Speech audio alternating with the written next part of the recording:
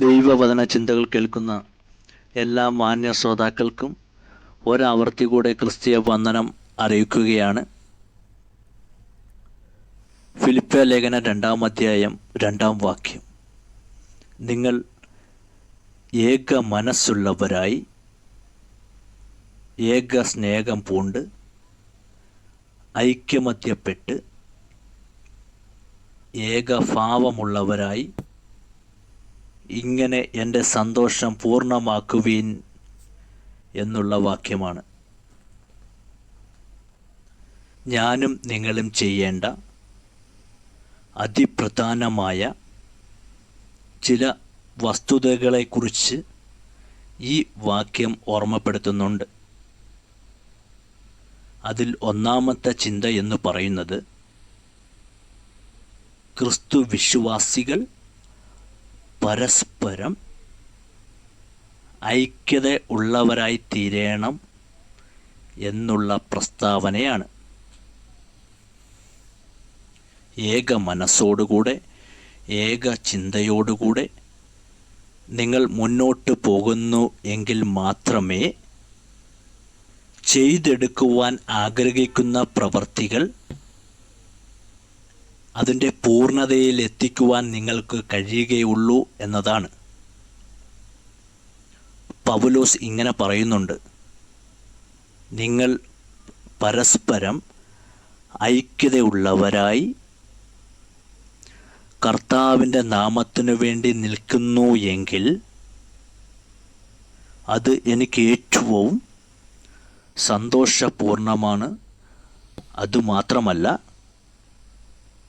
അങ്ങനെ നിങ്ങൾ നിൽക്കുന്നു എങ്കിൽ നിങ്ങൾക്ക് ദൈവത്തിൻ്റെ പ്രവൃത്തികൾ ചെയ്തെടുപ്പാൻ കഴിയും എന്നുള്ളതും ഓർമ്മപ്പെടുത്തുന്നുണ്ട്. ഐക്യമത്യം മഹാബലമെന്ന് നാം ഓർമ്മിപ്പിക്കുന്നത് പോലെ ഐക്യതയോടുകൂടെ വേല ചെയ്യുകയാണെങ്കിൽ നമുക്ക് ലക്ഷ്യസ്ഥാനത്ത് എത്തുവാൻ കഴിയും എന്നുള്ള തിരിച്ചറിവ് ഉണ്ടാകുക എന്നതുമാണ്.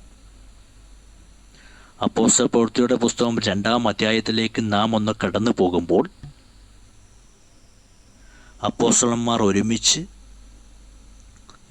നിൽക്കുമ്പോൾ അവരുടെ അടുത്ത് ദൈവത്തിൻ്റെ ആത്മാവ് കടന്നു വരികയും അവർ എല്ലാവരും ആത്മാവിൽ നിറഞ്ഞുകൊണ്ട് അന്യഭാഷകളിൽ സംസാരിക്കുകയും ചെയ്തു. എന്നാൽ ആരാധനയുടെ ശബ്ദം കേട്ട് അവിടെ ഓടിക്കൂടിയ ജനങ്ങളോട് പ്രസംഗിപ്പാനായി അവരിൽ ആര് പ്രസംഗിക്കണം എന്ന് ചിന്തിച്ചു കൊണ്ടിരുന്നപ്പോൾ അവർ പരസ്പരം പ്രസംഗിക്കുവാൻ വേണ്ടി ആളുകളോട് ഓർമ്മപ്പെടുത്തുന്ന വാക്കുകളാണ്.